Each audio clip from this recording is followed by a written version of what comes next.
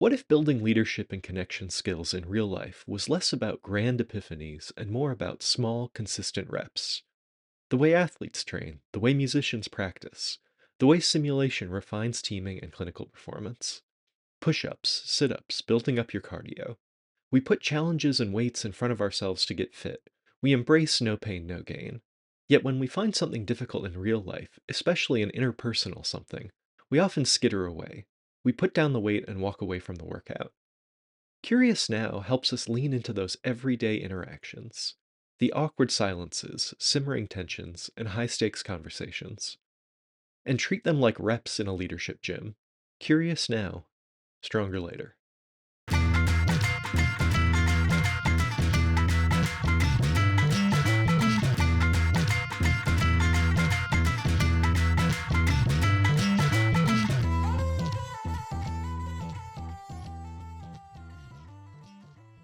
So, welcome back to Curious Now from the Center for Medical Simulation. I'm Jenny Rudolph, and I'm here today with our guests that you've met a couple times now, Colleen Donovan from Rutgers Robert Wood Johnson Medical School, and Laura Klinke Borgman from University of Kansas School of Nursing. Ladies, I'm so happy to have you both back. Hey, Jenny, it's great to be back. Happy to be here. Great. So this week we're going to be exploring the topic that has come to be called WTF to WTF, a fantastic phrase coined by Susan Eller from Stanford University. And Susan came up with this idea that when you're thinking, what the F is that other person doing? You should or could flip yourself to wondering what's their frame, frame being their mental model or their beliefs. So WTF to what's their frame is WTF to WTF. And so I'm wondering what that experience was like for you, Colleen and Laura. And Colleen, you and I have chatted about this recently, and you shared that you had a kind of foundational experience with this in some way. And I'd love to just hear that story. Absolutely. So, once upon a time, when I was a resident, I was on an intensive care unit rotation. And as you guys know, in the intensive care unit, everybody is very, very sick. But we had one patient who was so angry. Like, whenever we walked into the room, he was ready to fight. He was so angry with us. And we weren't making any headway. We were trying to speak to him about options, things we wanted to do to help him. He was not engaging. We were like, why doesn't this man want to be part of his own healthcare? Like, why doesn't he want to take care of himself? So, there was frustration coming from us because we wanted to help him. I just couldn't understand why he was so angry. And I was one of the junior members on this team. So, with respect to time management, I had a little bit more time to be able to go and spend with this man. So one day after a very, very heated exchange, we had finished our rounding and I was like, I'm going to go back and talk to him. So I went and I sat down and he saw me come in and he got all tight, tense. And I sat down and started talking with him. And I was like, I can see how angry you are. Are you angry with me? Did I do something to make you angry? And he was like, "No, it's not you." And, we started talking a little bit more about his illness and how debilitating it had been because it was a chronic problem. This was an acute on chronic problem. And he talked about how hard it was for him to take care of himself at home. And then he talked about how hard it was for him to take care of his wife, who had been very sick. And now I had not seen his wife the entire time he had been there.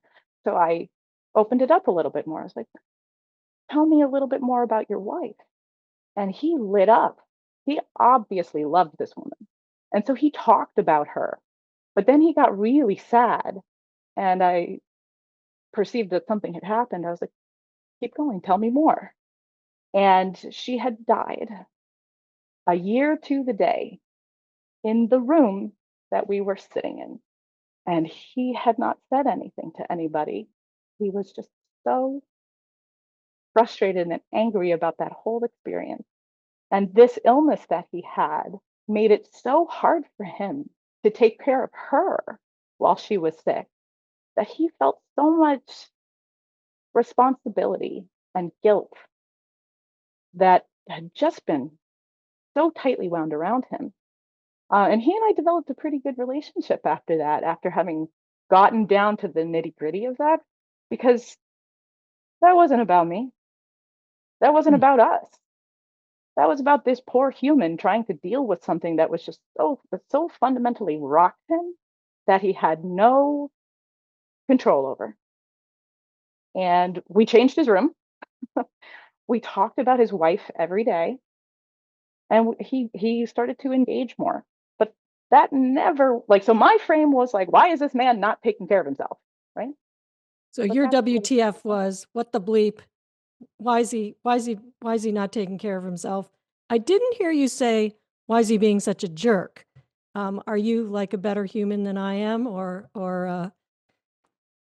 I think over time I have learned that when people are jerks, that most people, that's not everybody, and boundaries are important. yeah. Most people, when they come off as jerks, either in my workspace in the emergency department or in the ICU, they're terrified. And that jerkiness is not a reflection of they just met me. They don't know anything Hmm. about me. So I've learned to put that aside and be like, I see that you're angry. And I don't think, I don't tell them this. Like, I ask, are you angry with me? Hmm. Uh, because maybe they are. Like, I remember you. No, but but it's more of a So them grasping at control. yeah. So Colleen, what's interesting about your story is it's almost like you've got a little pre-routine. So I think many of us would experience someone who was in our care, who we are clearly trying our best to take care of them. I know many parents who have experienced this, like, WTF kid, I've done all these 5 things for you, and all you're doing is being a snarky teenager. You know, I know we all struggle to reset ourselves with that. But you've already reset. You've had enough experience that you don't do that first WTF. Why are you being such a jerk? WTF, you're such a jerk. You've already gotten to a place where you think there's some rationale, but in this story, your WTF was something else, like your initial "Eh," that you flipped to getting curious. What was And that initial thing? I would say that it was like, why is he being so mean to me? I'm just trying to help him. I'm just trying, sir, I am just trying to help you. Right. But it was a why question, right? It was Mhm, a, why are you being a jerk? mhm, mhm. Why are you so angry? So, Colleen, think I know that you're starting or have started a fellowship program. And so I think you're going to be developing other people to do this kind of resetting and so on. So, what's your thoughts about that growth trajectory? Like, how do you help your residents or your fellows with that? And so that is tricky because I still work on that for my own self. We mentioned it, I think, in another discussion where a lot of the time when those encounters happen, for me, I feel it in my body first. Like I get tight or like my face. I know you guys cannot see me, but I am the palest pale Irish American girl. Like when I get mad or like embarrassed, like I go from white to red so fast. I can feel it in my skin. I feel that when I am angry or when I am frustrated or when I am scared. And so when I feel that feeling, that's a point to me that all right, something else is going on here. We need to take a little step back. It's kind of like a mindfulness moment. Take a mindfulness moment. Let's prepare how we're going to step back into this discussion, but let's not go in there guns blazing yet.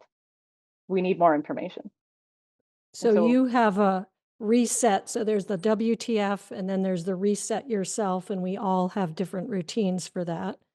It sounds like yours is sign or symptom, red face, tenseness in my body, cues me to reset.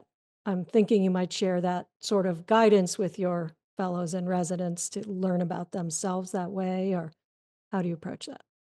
I'm hoping to. We've had some discussions in some of our debrief sessions about very heated discussions or we had a recent simulation called Distraction Hospital where the residents had to run a cardiac arrest, but every 3 minutes we brought in another piece of pretty important information, like a STEMI EKG for a different patient, or like a high potassium for another patient, critical value, that kind of thing.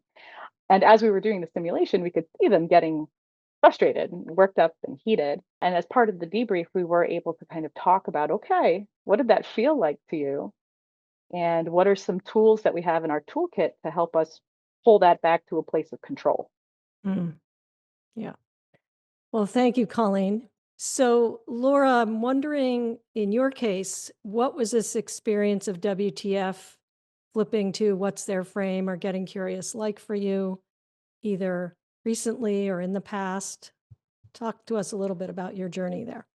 Yeah, just as Colleen was saying, I think that, all of my training in debriefing for simulation, that is a little bit more intuitive to me than maybe for others who maybe haven't been trained in debriefing. Because I think immediately, and I'm just like Colleen, immediately I feel it in my body. I feel like a tightness in my chest or a tightness in my shoulders. Sometimes my face also feels really flushed and hot, and I know that about myself, that sort of like react, like that's going to happen almost every time.